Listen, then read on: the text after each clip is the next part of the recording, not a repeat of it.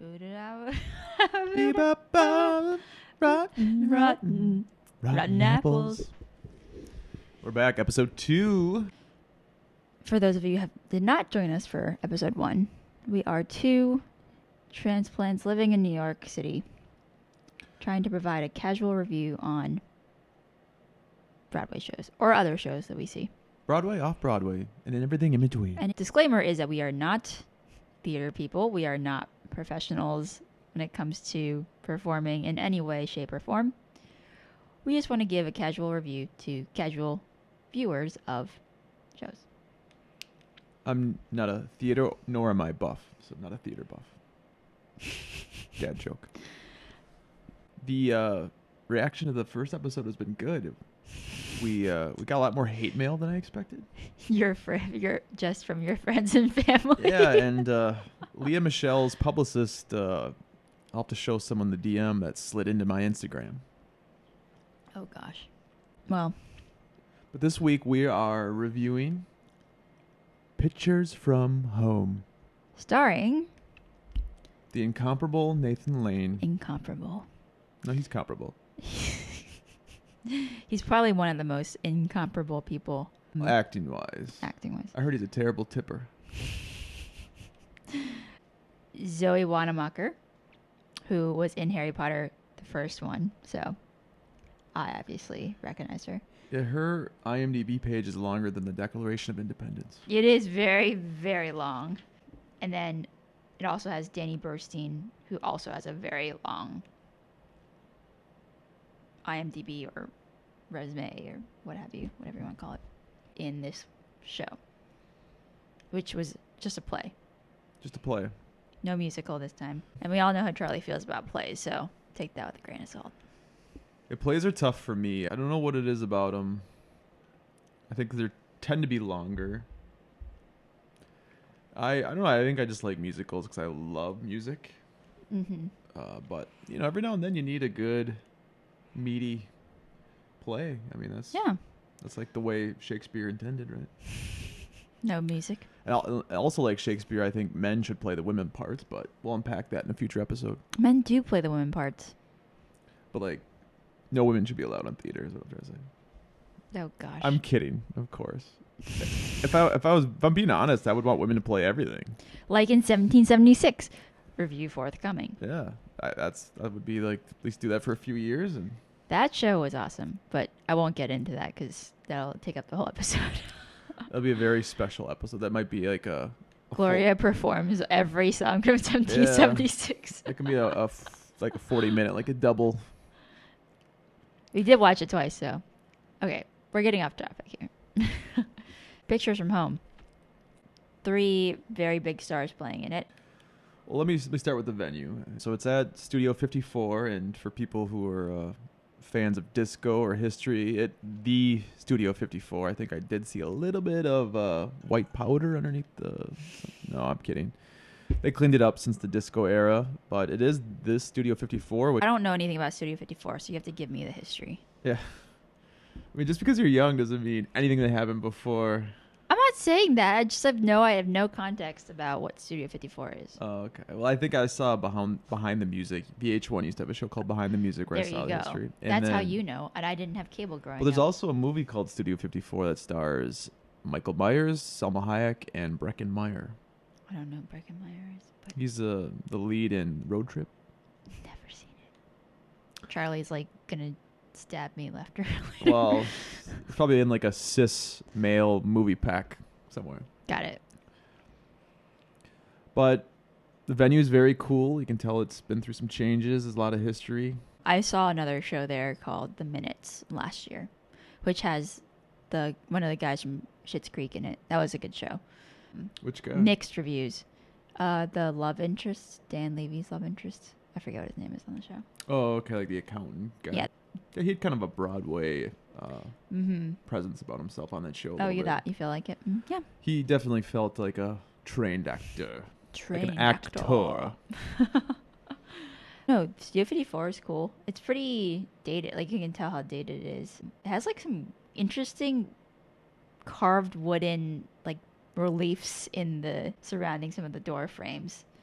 And Oh, you helped that old guy who was having trouble get down the stairs, and all the stairs were pretty uneven. Well, Now that we like I don't know, actually, it's not a good deed if you boast about it, but I will say, like, if anybody's got, I don't think it's wheelchair accessible, maybe the first floor or like even the maybe front. the first floor, but It is tough. Like, there's a lot of weird angles and bumps, and this guy was probably like almost 90. Yeah, he was probably more. And than how 90. he got up there, I don't know, because his wife wasn't too far behind him in the age spectrum, but he had a tough time getting out of there, and I almost slipped too. So it was funny because the usher was like, I slipped a little bit, and she's like, "You're the one helping this guy," and she probably thought I was drunk or something. Well, the floor was uneven. Yeah. So I'm kind of a klutzy person. Yeah, that definitely contributed too. But that being said, you are packed in very tight. Like the guy next to me and I are like gonna probably start hanging out because we sat so close to each other. Yeah, and for a midweek show, it was pretty packed. Yeah, there was a lot of empty seats behind us, right? Oh, I didn't look up behind us. I did. Like, if there was an intermission, I think I would have snagged those because it's for a little bit of room. Oh, I see. Because it was a little bit like an airline when you're in the. Yeah, you get bumped around a lot. Yeah, so like a tip I would have is you try to get an aisle seat, at least for you or your partner can have a little bit of room. Yeah, I mean, I think that generally in any show, having an aisle seat is helpful. It's key. Except for you have to stand up, stand down to let people in and out, which is kind of annoying. But during the show, you can kind of stick your leg out and let it fly. Or buy an extra seat. When I went to see MJ the musical, I had 2 seats around me. That was magical. Because I couldn't go. Yeah, because you couldn't go. And then you'll have to review that one solo. Yeah, I know. You have to interview me about it. Okay. But that's the venue. I think very, very cool theater to see again. Historic like theater. If you hate theater but you like architecture, another one I recommend. It was cool. Okay, so Pictures from Home. What was it about, Charlie? So it's essentially about this photographer, and he worked at a college as well. He's a professor. Professor, yeah. So he visited his parents quite a bit and just wanted to chronicle their life. The key point about that was that he lived like a plane ride away from his parents. It wasn't like they lived down the street or anything. So he was foregoing time with his family in order to spend time and chronicle the lives of his parents. Yeah. So it's like, he's just visiting his parents, but also doing a project at the same time. So it could dual positive on his angle, but he did seem like he neglected his family a bit. He was a bit of like a needy child to his parents, but then neglected his own children. So his parents are retired, both retired, or trying to retire, something like that. It was not very clear initially. So the whole point of the play is that this guy is trying to chronicle the lives of his retired or about to retire parent, and then he's trying to uncover a little bit of their personalities, which obviously also plays into like the history of their past. One of the key things he's trying to bring to light is the fact that not everything is perfect. No human is perfect. That the seedy underbelly of who you are as a human is what makes you real and interesting, and that's what he was trying to document about his parents, not the what other people see of them, but who they really were as humans. I think that they did a good job of getting that across in the play, and the set was really cool, and the way they used the photographs as the backdrop in the play itself was really good, because right from the beginning, like, you kind of know what. It's just amazing how they were able to tell the story of those complexities with 3 people on one stage. It was just 3 people. The set was pretty basic overall, but I think they used the set. The one like cool thing about the set they used in a very symbolic way, which I thought was great. So I thought it was pretty. It may have been like a minimalist, but it was really effective. Yeah. It did feel like some of my friends' houses from that era, because I think it's a 1980s based play, and it definitely felt like the carpet and like those couches and that TV. They did a good job of curating the furniture that was of that time, and it's a Broadway show, so of course. Yeah, very minimal show overall. It's very much about the personalities and the history and the storyline. So if you like that and you're not there to see like a big flashy show, this is a great show that really deep dives into what it means to be human. Yeah. So that's kind of the summary. How long was it? Did Charlie fall asleep? Is the question everybody wants to know the answer. Yeah, at the beginning I did have a little couple like science class to the left, but then I got sucked in by Nathan Lane, his tight pants. Well, the show was funny. The dialogue was. Yeah, it woke me up. Regardless of, I mean, it was also serious, but it was a very funny show. Very, very serious, but definitely lots of one-liners to alleviate tension. Yeah. And I come from a family that constantly uses one-liners to alleviate tension, so I felt very much at home. Or maybe it's just me. So how long was it? It was supposed to be, what do we say, 2 hours, 10 minutes? Yeah, I think that's what it was without an intermission. So With intermission. That's what we looked up online. yeah, so I think it was like 2 hours. So what happened to us during the show? We went in fully expecting an intermission. Because we looked it up because Charlie wanted to know if there's an intermission. I didn't realize that I cared. So maybe it was just because I was expecting an intermission.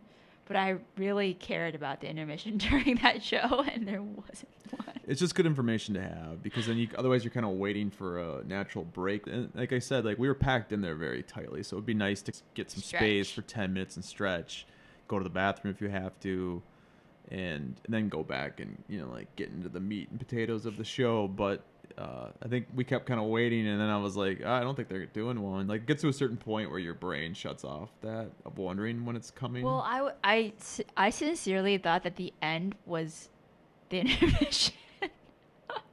Yeah, because like, we're pretty good about not touching our phones during it, so we had no idea what the time was. No idea. But I mean, it was such a good story. I don't think it was dragging on like a boring lecture. No, it wasn't that. I think if I knew that there was no intermission, I wouldn't have felt as antsy. Which, when we looked it up online, it said there was an intermission, and then there wasn't one, so we were very confused at the end. And as we were walking out, we saw a cardboard sign that basically said, "There will be no intermission tonight." Which we had missed. So I think that's a tip for anybody. Like just know so you going in so you can enjoy it, whether or not there is. I think typically there is, and I'm curious why they wouldn't do one that night. Well, I mean, isn't it still in preview? So maybe they're trying some stuff. Oh yeah, okay. Maybe they're trying to toy with it, without it, like the flow of the show and stuff. So I think it flowed fine, but there was definitely like some natural places to put. Yeah, about halfway through, I was expecting it every 5 minutes, and it just never came. Maybe the actors just want to get home. I think Nathan Lane probably has some like Law and Order SVU episodes to go home and watch. I don't think it felt like it was too long. No, that was the only thing is not knowing, I think, was the only. But it was a good length. It told the story well. There's a nice story arc. Okay, well, let's get into the meat of the show. Let's start with highlights because we think we both have the same weird low light we can talk about, but let's start with the highlights. The highlights. So, I mean, it's always fun to see Nathan Lane. That was so cool. It was my first time seeing him live, so that was definitely, being somebody who has watched him in various things growing up, that was really cool to see him live. He's fantastic. He was good, and we just saw him in Only Murderers in the Building, so it's kind of fun to see him. You just watch a show, and then he's right there in front of you. So that's cool. He's got white hair now, right? Well, I don't know if it was for the character or not. I don't know either, yeah. The character has white hair, so. But he was really good. The other two were no slouches either, I don't think. Yeah, I don't think I've seen either of them. I don't know if I've seen. I mean, Danny Burstein got the Tony for playing Harold Ziedler in Moulin Rouge, and I love Moulin Rouge. I've seen it twice, so I think I saw him probably when I saw Moulin Rouge before COVID. Probably saw him play. So he's no slouch either, but I think it'd be tough to be on stage with those other two actors. I know. He did a good job though. Zoe Wanamaker is. We're literally looking at her. I think one of the highlights is the wig he wore. Oh, Danny Burstein's wig was... like, show the camera the picture of him. Like, so he's bald. So that's what I was expecting, and the guy, the actor, he had no facial hair. So we were both like, who is that? Yeah, I was kind of expecting almost like an H. John Benjamin type of looking person, and then on stage he's cleanly shaven, and he had a full like a bowl cut, right? Yeah, almost. Yeah. So Danny Burstein was good. Zoe Wanamaker, I only know her really from Harry Potter, and she was great in that. So it's great to see. Who is she in Harry Potter? She just plays the Quidditch coach, the teacher who teaches the kids how to fly on broomsticks. So she's in the first few. She's in the first one. First one only. I don't know if she might make appearances. I don't think she has any lines in the subsequent movies, but it was great to see her. She's an award-winning actress as well. So highlights are the acting was really good. I thought that the deep dive into the personalities of each of the characters, not just the parents, but like including Larry, who's the main character, and then the pictures, the way they use the pictures to tell the story. So they project these pictures on the set, which I thought was super cool. I'd never seen anything like that before. Yeah, I think kind of knowing the backstory a little bit, they did a good job of unique way to get that across in the play. Yeah, especially since it's based on real people. So. Got the real reels and etc. And Nathan Lane didn't look like 100% like. No one does. But I don't think Danny Burstein looks anything like the actual guy. Yeah, either. So I think the mom and Zoe are close. The mom was pretty good. Yeah, that was a pretty close match as far as looks go. Yeah, but in 2 hours, like the journey of how complex people are in their relationships did a really, really good job. And yeah, like, you kind of felt, at least I did, felt like different things for each character at different times. Yeah, and I think also like our parents are kind of at that age of like retiring or just retired. Like my mom just retired, and there's a lot of emotion I think that is related to that. That I felt like was applicable for both of us relative to where our parents are in their life stage. Yeah, both of our parents are in their 70s, and both my parents are retired, but your dad's retired, and now your mom officially is, too. My mom officially is. So I thought that was a highlight just because of where we are in our lives, but I thought it was really relevant. So yeah, the second act could be a little sad for some people. Yeah. Low light was probably Danny Burstein's wig. You think the low light for you? It was a little distracting at first. Yeah. I guess I was being funny, too, about it. That was a joke. I mean, it at the end of the day, it doesn't distract you too much from the actual characters or anything, so I don't. It probably will. People will look for it now and be distracted. I was being a little harsh there. Someday that's going to be auctioned. We the guy bidding on it, too. Gosh, Charlie. You'll come back. I guess where I got, Gloria. Guess what I won on eBay. Oh, my gosh. The low light was the weird scene where he cries to his mom. Yeah, I think we're in agreement. Right after the performance, you and I both kind of said there's one little clunky scene that was the crescendo. Charlie says every word wrong. Not every word, but we do Many have a list. Words. He has a list. We'll make a list for the fans of the podcast. Oh gosh. Charlie's dirty dozen words. I can't think of any off the top of my head right now, but there are several. Anyway, so specificity. Specificity. Yeah, I can't say that. If there was terrorists here and they wanted me to say that word right, maybe I need to go to Nathan Lane dictation school. Yeah, you should talk to him after the show. But that one scene was probably the low light, which is a little awkward and clunky, and I didn't know that the dialogue needed to be exactly what it was. I think they could have conveyed the same message a little bit differently. Less words, a little differently. It didn't feel very real. It felt forced. Yeah. I agree with that 100%. And the guy who helped create it probably hates that scene. He seems like such a wimp. The sentiment of the scene was correct for the plot, but the execution was off. Yeah, that's the one scene I think I would change too, but I think we're being nitpicky. Oh, I mean, it is kind of the biggest crescendo. It is a peak of everything coming together, especially between him and his mom. That relationship isn't really built up until the second half of the show, and it's the peak of him and his parents' relationship revealing itself. But yeah, one critique of the show. And we both kind of agreed in that. I don't think I had any delusional celebrity sightings at that either. Well, yeah, we were kind of in weird seats, and I don't think we saw very many other people. We were pretty low on the mezzanine levels. It was Greg Kinnear. Did we see Greg Kinnear there? You're gonna mention Greg Kinnear in every one of these, aren't you? For those that are playing the drinking game, now is the time to drink Greg Kinnear. It's like playing the drinking game, watching National Treasure. The crowd was older. It was a Thursday night show at 8 o'clock. Was it Thursday? That was 8 o'clock, right? It was an 8 o'clock show. Probably late for some of those. And aside from even just the guy that Charlie had to help down the stairs, the crowd was probably 60s, 70s, and up. Hey, do Gen Zers appreciate Nathan Lane? I don't know. Maybe from Only Murders. He's getting his second encore career as like a villain. Yeah. But any Gen Zers, millennials that are fans of the shows, comment below. I mean, I'm a millennial and I know who Nathan Lane is. You're kind of a strange apple.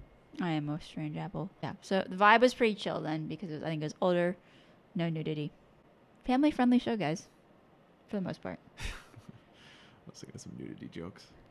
Well, it gets into some deep topics. Were you hoping for some Nathan Lane full frontal? Anyway, it's a deep show. I would go see it if you're looking to get your heartstrings tugged at a little bit.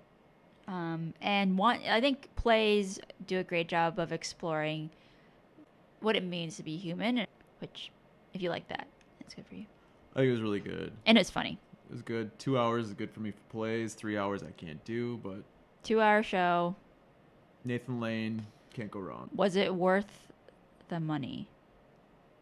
Well, we got rush tickets. We got rush tickets. 100% yes. So I think my price point would be like, yeah, I think 80 or less. I think we paid about 40 a piece. So okay. Yeah, it was about 80 or 90 for both of us. Yeah, I think it was definitely worth it to see just Nathan Lane, and then the show on top of it was definitely worth it. I tried to look for normal tickets, and those were going for like over 100. I don't know if I would pay that much for it. Hundreds or 100 probably, like 60 or 70 would probably be my max for this show. Yeah, about that, like 80, I think. All right, how about the Afterglow? About just a few days. We saw it Thursday, so it's just a couple days later. I think I like it more now that I reflect on it. When I was watching it, I didn't know what to expect, and therefore I was still trying to like digest the whole thing. But now that I reflect back on the show, it's funnier than I was expecting it to be. I thought it was going to be a very serious show, and the way that they revealed the human element of each of the characters was very cleverly done. Yeah, I liked it when we left, and I think I'm like the same. Like I appreciated it was deeper than I expected. I went in kind of blind. Sometimes I like going in blind to things. Me too.